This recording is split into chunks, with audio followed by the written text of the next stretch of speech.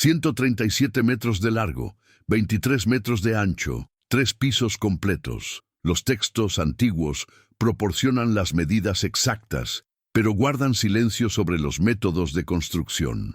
No explican cómo derribar árboles del tamaño de edificios, cómo transportar troncos que pesan toneladas sin máquinas modernas, cómo encajar madera sin clavos de hierro forjado, cómo sellar una estructura colosal para que ni una sola gota de agua penetre sus muros. Maturín recibió la orden divina, pero tuvo que descubrir por sí mismo cómo convertirla en realidad tangible.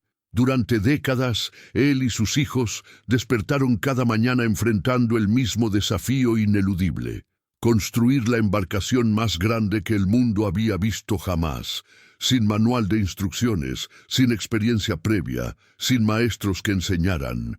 Y cada día los vecinos pasaban y reían sin piedad.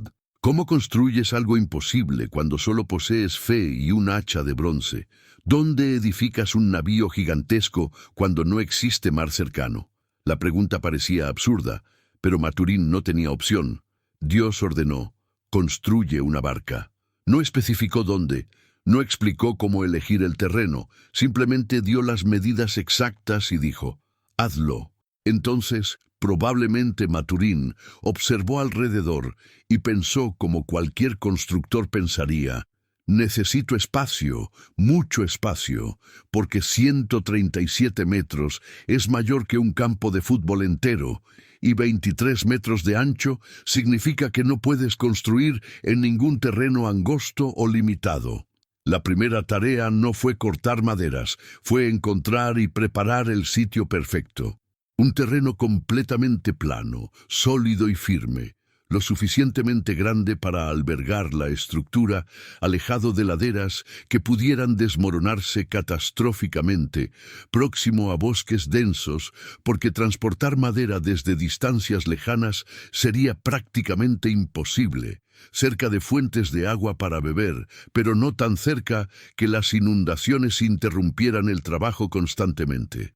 Después de elegir el sitio, vino el trabajo brutal que nadie menciona jamás. Remover miles de piedras, arrancar raíces profundas, compactar el suelo meticulosamente para que no se hundiera bajo el peso titánico de la estructura, sin retroexcavadoras, sin camiones de carga, solo picos, palas, picaretas, fuerza bruta humana y tiempo interminable. Pero existe otro detalle crítico: la lluvia. Cuando llueve en un cantero de obras mal planificado, se convierte en un pantano lodoso donde las herramientas se hunden sin remedio, la madera se pudre rápidamente y todo el trabajo se detiene completamente. Por lo tanto, Maturín probablemente necesitó crear canales de drenaje sofisticados alrededor del área, dirigiendo el agua estratégicamente hacia afuera.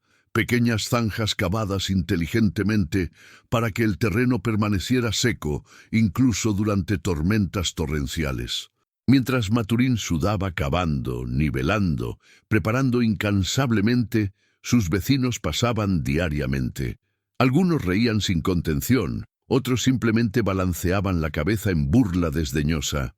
Un hombre preparando un terreno gigantesco para construir un navío lejos de cualquier río u océano. Demencia total. Solo podía ser locura absoluta, pero aquí está lo que ellos no comprendían profundamente. Maturín no estaba construyendo para el mundo que existía en ese momento. Estaba construyendo para el mundo que estaba a punto de desaparecer completamente bajo un diluvio de agua incontenible. Semanas, quizás meses después, el terreno estaba finalmente listo, plano, firme, drenado perfectamente, pero ahora venía el desafío que haría todo lo anterior parecer insignificante: conseguir madera suficiente para construir algo del tamaño de un edificio de 4 pisos completos. ¿Cuántos árboles necesitas derribar para construir algo del tamaño de una embarcación moderna? Los árboles maduros tardan décadas, a veces siglos enteros en crecer completamente.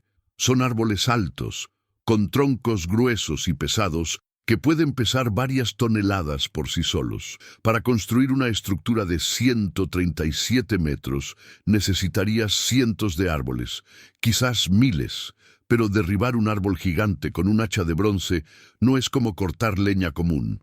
El bronce se embota rápidamente contra la madera dura. Golpeas, golpeas, golpeas, en el mismo punto una y otra vez. Las virutas de madera vuelan por el aire, tus brazos se adormecen por el esfuerzo, tus manos sangran, y después de horas de trabajo intenso, el corte aún no ha penetrado la mitad del tronco completamente. Por lo tanto, dos hombres trabajaban juntos en armonía, uno de cada lado del árbol, alternaban golpes para mantener un ritmo constante y eficiente. Y cuando finalmente el tronco comenzaba a ceder y crujir, llegaba el momento más peligroso de todo, decidir hacia dónde caería. Un árbol de 20 metros de altura cayendo en la dirección equivocada podría matar instantáneamente a cualquiera que estuviera cerca.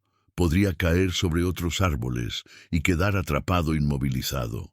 Podría partirse al golpear el suelo y volverse completamente inútil para la construcción. Entonces, probablemente Maturín y sus hijos cortaban cuñas estratégicamente para guiar la caída del árbol.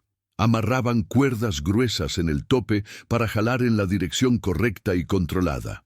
Y cuando el árbol finalmente caía con un estruendo ensordecedor que resonaba a través de toda la floresta, el verdadero trabajo apenas estaba comenzando. Porque ahora era necesario mover ese tronco gigantesco del tamaño de un autobús hasta el cantero de obras alejado. ¿Y cómo mueves algo del tamaño de un ómnibus completo, sin ruedas disponibles, sin tractores, sin grúas mecánicas? Un tronco de cedro maduro pesaba fácilmente varias toneladas completas descansando en el suelo de la foresta y resultaba imposible moverlo sin asistencia.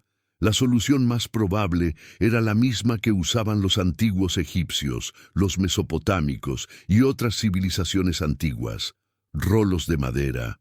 Cortabas troncos mucho más pequeños y delgados, los posicionabas estratégicamente sobre el tronco grande, luego amarrabas cuerdas fuertes en la parte frontal y comenzabas a jalar coordinadamente. Conforme el tronco gigante avanzaba rodando sobre los cilindros de madera, recogías los rolos que quedaban atrás y los recolocabas nuevamente en el frente del tronco. Era un proceso lento, brutalmente agotador, pero funcionaba con efectividad. Pero aquí está el detalle que complica enormemente todo este sistema. El terreno es completamente irregular. Rodar troncos en una superficie perfectamente plana ya resultaba increíblemente difícil. En encostas, valles llenos de piedras, era positivamente peligroso. Un tronco descontrolado descendiendo por una encosta se convertía en un arma mortal sin control. Podía rodar por encima de quien lo estuviera guiando, podía golpear contra piedras enormes y rajarse sin remedio, podía caer en ravinas profundas y perderse completamente en el terreno. Por lo tanto, antes de mover cualquier tronco, Maturín probablemente tuvo que preparar meticulosamente los caminos de transporte, nivelar el suelo con precisión, remover las piedras más grandes, crear trillas anchas y seguras. Semanas de trabajo extra y agotador, solamente para transportar la madera con seguridad relativa. Y existe otro problema fundamental: la fuerza requerida. Incluso con rolos, necesitabas muchos hombres tirando de las cuerdas simultáneamente con coordinación perfecta. Maturín tenía 3 hijos, 4 hombres en total, contándolo a él. ¿Podrían hacerlo solos contra viento y marea? Era poco probable. Es posible que hayan contratado trabajadores locales, hombres que precisaban trabajo y no les importaban las razones extrañas detrás de la construcción misteriosa. Cada tronco que llegaba al cantero representaba días enteros de esfuerzo agotador, músculos adoloridos, cuerdas que se reventaban en el peor momento, accidentes que a veces resultaban fatales. Mientras algunas tablas se secaban cuidadosamente apiladas con espaciamiento estratégico para la circulación de aire, Maturín continuaba incansablemente derrumbando más árboles, un ciclo interminable de labor hercúlea. Pero pronto llegó la parte que realmente pondría a prueba su habilidad como constructor y su ingenio. Erigir la estructura completa sin que se derrumbara o se hundiera antes de estar completamente terminada. ¿Cómo levantas una estructura de 3 pisos sin que se desmorone catastróficamente antes de estar lista? La respuesta comienza con algo que la mayoría de las personas nunca considera ni por un momento: la quilla, la viga maestra central que funciona como columna vertebral de cualquier embarcación antigua. Sin ella, tienes simplemente un montón caótico de tablas que no pueden sostenerse mutuamente. Pero aquí está el desafío titánico que enfrentaba Maturín. La quilla de la barca precisaba medir exactamente 137 metros de largo. Ningún árbol en el mundo entero posee ese tamaño colosal en un solo tronco. Por lo tanto, Maturín tuvo que juntar múltiples vigas enormes, enmendando una con la otra con precisión milimétrica, creando una línea continua y firme. Cada enmendadura precisaba ser absolutamente perfecta, encajes macho-hembra elaboradamente trabajados, trabados con cabillas de madera durísima que no se pudieran romper fácilmente. Porque si la quilla se rajaba o se partía por la mitad, la arca entera se partiría catastróficamente junto con ella. Y después de la quilla completa, vienen las costillas estructurales, vigas curvadas que suben desde los lados, dando forma realmente al casco de la embarcación. Pero aquí surge una pregunta fundamental: ¿cómo doblas la madera sin que se quiebre irremediablemente? La respuesta ancestral es vapor y calor controlado. Calentabas la madera lentamente y con cuidado, dejándola flexible y maleable. Después la curvabas progresivamente, fijándola en el formato exacto deseado hasta que enfriara y endureciera nuevamente. Era un proceso extraordinariamente lento, delicado y arriesgado. Una costilla agrietada o rajada significaba semanas completas de trabajo invertido, perdidas sin recuperación posible.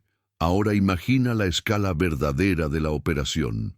Docenas de costillas gigantes precisaban ser encajadas perfectamente en la quilla, espaciadas uniformemente con precisión exacta, todas en el ángulo exacto y calculado. Un error de solo algunos pocos grados y toda la estructura quedaba torcida, desequilibrada, completamente inestable. Por lo tanto, probablemente Maturín utilizaba cuerdas estiradas como guías de referencia, marcaciones cuidadosas hechas con carbón, prumos de piedra para verificar la verticalidad constante, y aún así ajustar una viga que pesaba varias toneladas hasta lograr el encaje perfecto requería fuerza bruta coordinada perfectamente.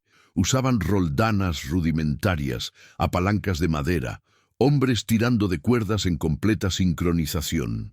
Y existe otro detalle crítico que a menudo se olvida: los refuerzos diagonales, vigas cruzadas formando triángulos estructurales. ¿Por qué triángulos? Porque los triángulos son la forma geométrica más estable que existe en la naturaleza. Es prácticamente imposible deformar un triángulo sin romperlo completamente. Por lo tanto, la estructura interna era una red compleja de maderas entrecruzadas, distribuyendo el peso inteligentemente y resistiendo la presión externa. Cuando finalmente el esqueleto colosal de la barca estaba de pie, completamente levantado, Maturín observó esa estructura gigantesca y probablemente percibió algo importante. Ahora viene la parte que decidirá si todo flotará correctamente o si se hundirá hasta el fondo. Había que sellar meticulosamente cada fisura, cada junta, cada pequeña grieta microscópica, porque una sola falla sería suficiente para matar a todos los que estuvieran dentro de la barca durante el diluvio. El material necesario era betún, una resina vegetal hirviendo lentamente hasta convertirse en una pasta pegajosa, tóxica y abrasadoramente caliente. Los textos antiguos son específicos. Betumarás por dentro y por fuera. Esta orden dupla salvó todo completamente, porque betún solo aplicado en el exterior no es suficiente. El agua encuentra caminos alternativos, se infiltra por debajo, pudre la madera desde adentro hacia afuera, corrompiéndola silenciosamente. Por lo tanto, cada centímetro de la estructura necesitaba ser sellado de ambos lados sin excepción. Pero aquí está la parte que pocos imaginan verdaderamente: aplicar betún en el interior de la barca. Los espacios son cerrados, oscuros, sin ventilación adecuada disponible. Los vapores tóxicos se concentraban peligrosamente, tornando el aire casi irrespirable para cualquier ser vivo. Trabajar allí adentro significaba salir frecuentemente desesperadamente hacia el aire fresco, respirar profundamente, luego regresar adentro, aplicar más betún, salir nuevamente. Horas de trabajo constantemente interrumpido, quemaduras dolorosas en las manos, piel severamente irritada por los químicos, y no era una sola capa de protección. Necesitaban múltiples capas densas. Esperar pacientemente a que cada capa secara completamente, aplicar otra encima, verificar buscando rachaduras nuevas, reaplicar donde era necesario hacer correcciones. Un proceso que consumía semanas, quizás meses completos de labor ininterrumpida. Pero el verdadero examen del betún solo vendría cuando la barca estuviera flotando en el agua. Hasta ese momento, era literalmente imposible saber si alguna junta había fallado silenciosamente, si alguna grieta microscópica permitiría que la infiltración ocurriera. Por lo tanto, cada aplicación cuidadosa era un acto de fe, tanto como de técnica estructural y matemática. Cuando la última capa de betún finalmente se secó completamente, la barca estaba sellada herméticamente. Pero ahora venía el desafío de dividir el interior gigantesco en compartimentos organizados meticulosamente, porque miles de animales precisarían vivir allí dentro durante más de un año completo. Sin organización resultaría caos total e incontrolable. ¿Cómo organizas el interior de una estructura gigantesca para albergar a miles de animales durante más de un año entero sin que perezcan todos? Los textos antiguos dan una pista valiosa: 3 pisos, y mencionan compartimentos específicos. En la lengua antigua se llamaban kinin, que significa literalmente nidos o celdas pequeñas separadas entre sí. Pero ¿por qué esta división era absolutamente crítica? Porque sin divisiones habría caos completo. Los animales brigarían constantemente. Los depredadores atacarían a sus presas sin restricción. Las enfermedades se propagarían rápidamente por toda la estructura. Por lo tanto, cada especie animal precisaba su propio espacio separado, paredes entre ellos para garantizar seguridad mutua. Pero aquí surge el desafío de ingeniería verdadero: construir paredes internas sin comprometer la integridad estructural completa. Cada pared adicional suma peso, cambia la distribución de carga en la estructura. Por lo tanto, la lógica más probable era colocar animales pesados en el piso inferior: elefantes, rinocerontes, hipopótamos enormes. Un centro de gravedad bajo evita que la barca se incline o tumbe. Animales medianos en el segundo piso: leones, osos, caballos salvajes, y los más pequeños, aves y criaturas ligeras en el piso superior. Distribución estratégica inteligente del peso para mantener equilibrio perfecto. Pero existe otro problema que nadie realmente considera: los desperdicios. Miles de animales produciendo desechos constantemente todos los días sin sistema de drenaje sofisticado. La barca se convertiría en un depósito tóxico de desechos en cuestión de semanas. Las enfermedades matarían a todos mucho antes de que el diluvio terminara. Por lo tanto, probablemente había canales inclinados estratégicamente en los pisos, pequeñas ranuras que dirigían los líquidos hacia puntos específicos, tal vez aberturas en las laterales inferiores, permitiendo que los desperdicios escurrieran hacia afuera una vez que la barca estuviera flotando en el agua. Simple en concepto, pero efectivo en práctica, y la ventilación era crítica. Los textos mencionan una ventana en el techo, pero eso no era suficiente para ventilar 3 pisos enteros completamente. Probablemente había aberturas laterales estratégicamente colocadas, protegidas por salientes para evitar la entrada de agua, pero permitiendo circulación de aire vital. Sin ventilación adecuada, el calor y los gases se acumularían peligrosamente, los animales sofocándose lentamente, todos muriendo antes de que el agua bajara nuevamente. Y existe aún el almacenamiento masivo de comida. Un año de alimento para miles de animales significa toneladas y toneladas de heno, granos diversos, frutas secas, vegetales preservados, espacios dedicados enteramente solo para el almacenamiento de provisiones, organizados cuidadosamente para acceso fácil, pero protegidos de la humedad destructiva.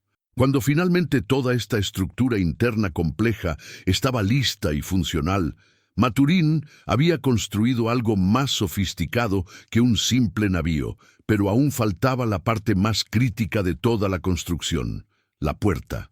Una abertura enorme que precisaba ser lo suficientemente fuerte para no comprometer la integridad estructural completa. La puerta de la barca no podía ser pequeña o diminuta.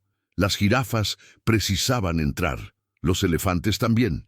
Animales de todos los tamaños imaginables. Por lo tanto, era una abertura verdaderamente enorme y colosal. Y aquí está el problema de ingeniería fundamental. Cuanto más grande es la abertura, más débil se vuelve la pared circundante. Es un punto vulnerable estructural inevitable. Una puerta gigantesca en una pared que debe soportar presión de agua desde todos los lados. Era positivamente peligroso. Por lo tanto, la ubicación de la puerta importaba enormemente. Los textos antiguos mencionan que la puerta estaba en el costado lateral, no en el frente o atrás de la estructura. Esto tiene sentido perfecto. Las paredes laterales distribuyen la presión hidrostática mucho mejor que las extremidades, y una puerta colocada lateralmente permite mejor equilibrio durante la entrada de todos los animales. Pero la puerta precisaba de refuerzos enormes alrededor de ella. Vigas extra, formando un marco robusto y resistente, madera notablemente más gruesa, encajes más fuertes que el resto, todo para compensar la debilidad estructural inevitable de la abertura. Y existe otro detalle interesante que merece atención. Los textos no mencionan a Maturín instalando trancas o cerraduras sofisticadas. ¿Por qué no? Porque dice claramente que fue Dios quien cerró la puerta personalmente. Esto significa que Maturín construyó confiando en que su parte era completamente hacer la estructura, pero el cierre divino vendría después. Aún así, la vedación alrededor de la puerta precisaba ser absolutamente perfecta en todos los aspectos. Por lo tanto, probablemente había capas extras de betún aplicadas, tal vez material flexible en los bordes, algo como fibras vegetales saturadas en resina, funcionando como vedación primitiva pero efectiva. Cuando la puerta se cerraba, estas fibras presionaban firmemente contra la pared, sellando completamente cualquier grieta posible. Y piensa en el tamaño de las bisagras necesarias, o más bien en el sistema de pivote, porque las bisagras de metal forjado serían extraordinariamente raras, caras y difíciles de conseguir. Probablemente usaba un eje vertical de madera reforzada estratégicamente, permitiendo que la puerta gigante girara con movimiento pesado pero funcional. Cuando la puerta finalmente fue instalada, meticulosamente testada, herméticamente vedada, la construcción estaba completamente terminada. Décadas de trabajo sin pausa, miles de horas de labor humana, montañas enteras de madera transformadas en una estructura que desafiaba toda lógica posible. Pero ahora venía la parte más extraña de toda la construcción, algo que ningún constructor podría planear o controlar verdaderamente. Porque de repente, sin que nadie los guiara o dirigiera, los animales comenzaron a aparecer espontáneamente desde todos lados. ¿Cómo pruebas una embarcación gigante sin colocarla en el agua? Realmente no puedes hacerlo. La barca fue construida en tierra completamente seca, infinitamente alejada de cualquier cuerpo de agua lo suficientemente grande.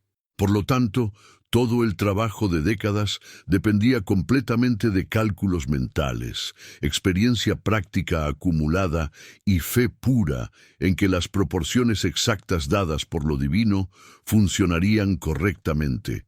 Pero Maturín podía hacer algunas verificaciones finales importantes. Caminaba por toda la estructura completa, verificando cada junta minuciosamente, buscando grietas que hubieran aparecido durante el secado del betún, testando la firmeza de las vigas, empujando paredes para sentir si estaban sólidas o si algo cedía peligrosamente.